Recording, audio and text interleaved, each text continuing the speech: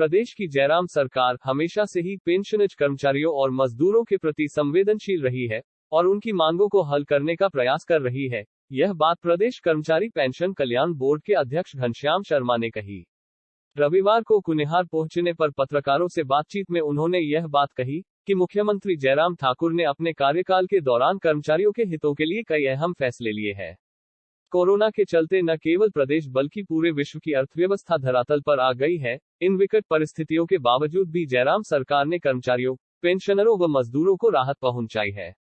देश के कई राज्यों की विपरीत प्रदेश में इन तीन वर्गों को 15,000 रुपए के वित्तीय लाभ प्रदान किए गए। शर्मा ने कहा कि इस मुद्दे को लेकर 8 अगस्त को शिमला में हाई पावर कमेटी की बैठक होने वाली है और इसमें ओपीएस संघ के प्रतिनिधियों को शामिल किया गया है। इतना ही नहीं, पेंशनरों की मांग पर 18 अगस्त को जेसीसी की बैठक शिमला सचिवालय में आयोजित की जाएगी, जिसमें पेंशनर के ज्वलंत मुद्दों को लेकर चर्चा होगी। अध्यक्ष ने कहा कि जब से उन्होंने कार्यभार संभाला है तभी से प्रदेश भर का दौरा कर रहे हैं। उन्होंने कहा कि भाजपा के सभी 17 संगठनात्मक जिलों में पूर्व कर्मचारी प्रकोष्ठ के जिला संयोजकों की नियुक्ति की जा चुकी है। नेशन न्यूज के लिए हरजिंदर ठाकुर की रिपोर्ट। और उनको शिमला में अपने कार्यालय में वार्ता के लिए बुलाया था। उनके साथ बड़ी सौहार्दपूर्ण वातावरण में बैठक हुई है और 8 तारीख को अभी कल हाई पावर की कमेटी की बैठक भी एनपीएसए को लेकर के होने वाली है।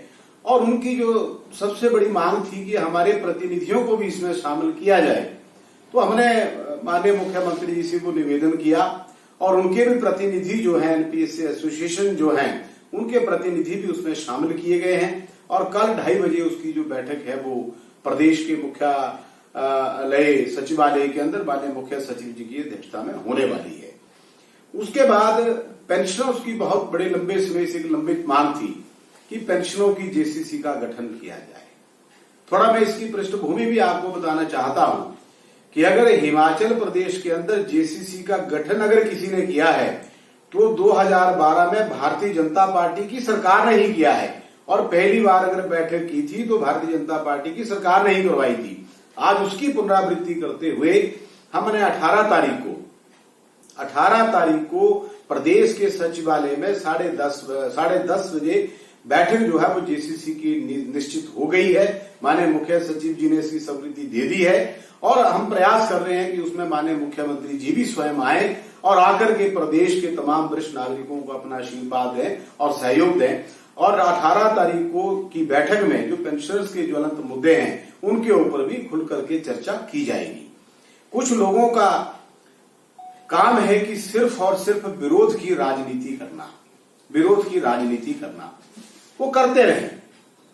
मैं सचमुच में ट्रेड यूनियनिस्ट या यूनियन का प्रधान उसको मानता हूं जो राजनीति की बात छोड़ करके अपने समाज की बात करे। पेंशनर की हम प्रतिनिधि हैं। मैं भारतीय राज्य पेंशन महासंघ का राष्ट्रीय वरिष्ठ उपाध्यक्ष भी हूं, मैं सरकार में चेयरमैन भी हूं, लेकिन उसके बावजूद भी हम जब अपने प्लेटफॉर्म पर बात करते हैं तो अपने परिवार की बात करते हैं, राजनीतिक बात नहीं करते हैं। कुछ लोगों को ऐसा लगता है कि वो अपनी राजनीतिक बातों से अपने राजनीतिक आकाओं को खुश करेंगे। उनको तो खुश कर सकते हैं, लेकिन वो पेंशनर समाज में हल होता है।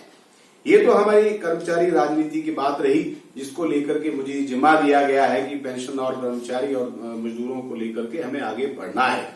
इस विषय में अगर आपकी तरफ से कोई प्रश्न हो तो आप पूछ सकते हैं, उसके बाद फिर मैं दूसरे विषय में बात करूंगा। सर, ओपीएस को लेकर काफी चढ़ाव है चर्चा में। ओपीएस कब तक सरकार क्या देख रही, किस स्टैंड से देख रही है इसको, ओपीएस का विषय? ये जो ओपीएस का विषय है ये बहुत संवेदनशील मामला है।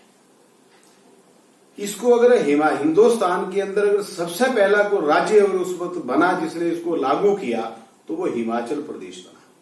और हिमाचल प्रदेश के तत्कालीन मुख्यमंत्री जो आज स्वर्ग में है, राजा वीरभद्र सिंह जी, उन्होंने सबसे पहले इसको लागू किया था। और आज कांग्रेस के लोग चिंतपूर्णी माता में मंदिर में जाकर के कस्में खा रहे हैं कि हम सत्ता में आते ही इसको लागू कर देंगे। मैं उन लोगों से ये पूछना चाहता हूं कि इससे पहले भी 5 वर्ष आपकी सरकार ने इसको लागू तो आपने 2006 से कर दिया था, 2006 से लागू कर दिया था, उसके बाद भी आपकी सरकार रही, तब इसको क्यों नहीं लागू किया? मैं उनसे एक निवेदन करना चाहता हूं कि हिमाचल प्रदेश के अंदर जो लोग आज एनपीएस के लिए भटक रहे हैं वो भी हमारे और आपके परिवारों के बच्चे हैं। उन्हें गुमराह ना करते हुए सही रास्ते की बात करें। और हिमाचल प्रदेश की सरकार ने निर्णय किया है कि जैसे ही केंद्र की सरकार इसको, क्योंकि ये मामला केंद्र सरकार से जुड़ा हुआ है, जब तक केंद्र सरकार इसकी सहमति नहीं देती है कोई राज्य इसको लागू नहीं कर सकता। आप देखिए राजस्थान में इनकी सरकार है, झूठ बोलने में कांग्रेस पार्टी का कोई जवाब नहीं है, इनकी पीएचडी है झूठ बोलने में। राजस्थान के अंदर इनकी सरकार है, राजस्थान की सरकार ने पूरे देश के एनपीएससी के लोगों को भड़का के रख दिया कि हमने तो लागू कर दिया, लेकिन सच्चाई है कि अभी तक किसी भी राजस्थान के कर्मचारी को पेंशन को इस नए पेंशन जो है वो नहीं दी गई है, एक पैसा नहीं दिया गया है। वैसे ही हिमाचल प्रदेश के नौजवानों को ये कांग्रेस की सरकार भड़का रही है कि हम आते ही दे देंगे। अरे भैया, देना होता तो आपकी सरकारें उसके बाद 2 बार रही है, तब आपने नहीं दिया। लोगों को बहकाना छोड़िए और सीधे मुद्दे पर आइए और सीधे मुद्दे की बात करिए। लेकिन फिर भी कल 8 तारीख को प्रदेश के जो एनपीएससी एसोसिएशन है और पेंशन के एसोसिएशन है, उनको हाई पावर कमेटी में शामिल करके एक बहुत बड़ी बैठक कल होने जा रही है। दोनों पक्षों की बात जो है वो कहां तक सिरे चढ़ती है, इस बात को लेकर के हम प्रयासरत हैं। सबसे पहले कुनिहार क्षेत्र में आप सभी प्रबुद्ध पत्रकारों का हार्दिक स्वागत। आपने अपना कीमती समय हम सबसे बात करने के लिए दिया। आज इस प्रेस वार्ता में मेरे साथ भारतीय जनता पार्टी जिला सोलन के मीडिया प्रभारी आदरणीय इंद्रपाल शर्मा जी, जो हमारे भारतीय राज्य पेंशन महासंघ के महामंत्री भी हैं, और भारतीय राज्य पेंशन महासंघ के प्रदेशाध्यक्ष जो हमारे भारतीय जनता पार्टी पूर्व कर्मचारी प्रकोष्ठ के जिला कांगड़ा के संयोजक भी हैं, आदरणीय ब्रह्मानंद जी, उपस्थित सभी भंडारी जी और सभी यहाँ पर प्रमुख लोग बैठे हैं। आज कुनिहार के अंदर, कुनिहार के हमारे भारतीय राज्य पेंशन महासंघ की एक बैठक यहाँ पे हो रही है। उस बैठक में सभी लोगों ने मुझे यहाँ पर आने का सौभाग्य दिया है और उस बैठक के अंदर जो पेंशनर्स के बहुत ज्वलंत मुद्दे हैं उनके ऊपर चर्चा हुई है और उस चर्चा को लेकर के हम बहुत जल्दी प्रदेश सरकार के समक्ष सारी बातों को रख करके इनका यथासंभव समाधान करने का प्रदेश की सरकार प्रयास कर रही है। मैं बड़े खुले मन से इस बात को कहना चाहता हूं कि हिमाचल प्रदेश की सरकार पेंशन और कर्मचारियों और मजदूरों के प्रति बहुत ही संवेदनशील है और बड़ी संवेदनशीलता के साथ इनके सभी मांगों को हल करने का प्रयास कर रही है।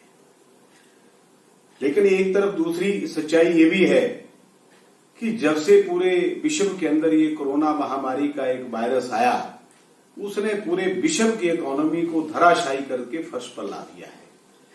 लेकिन मैं धन्यवाद करना चाहूंगा प्रदेश के पेंशन समाज की ओर से और कर्मचारियों की ओर से कि इस विकट परिस्थिति में भी हिमाचल प्रदेश की जयराम सरकार ने हिमाचल प्रदेश के कर्मचारियों, पेंशन और मजदूरों की ना तो तनख्वाह रोकी, ना उनकी दिहाड़ी रोकी, ना किसी की पेंशन रोकी, ना कोई वित्तीय लाभों को रोकने का प्रयास किया। जबकि इसकी दूसरी तरफ विपरीत दिशा में देखें तो हिंदुस्तान के अंदर ऐसे कई राज्य हैं जिन राज्यों के अंदर कहीं पर तो 50% जो है वो पेंशन दी जा रही है, कहीं पर बेसिक के ऊपर तनख्वाह दी जा रही है, डीए और एचआरए कई वर्षों से बंद है। लेकिन मैं इस बात को बताते हुए बड़ा फक्र महसूस करता हूं कि हिमाचल प्रदेश की सरकार पूरे भारतवर्ष के अंदर एक ऐसी आइडियल सरकार बनकर के सामने आई और उसके मुख्यमंत्री जी ने इतना दिल दिखाया है कि इस विकट परिस्थिति के बावजूद भी, जहां हिमाचल प्रदेश की वित्तीय स्थिति भी कुछ अच्छी नहीं है, लेकिन उसके बावजूद भी 15,000 करोड़ से ज्यादा के वित्तीय लाभ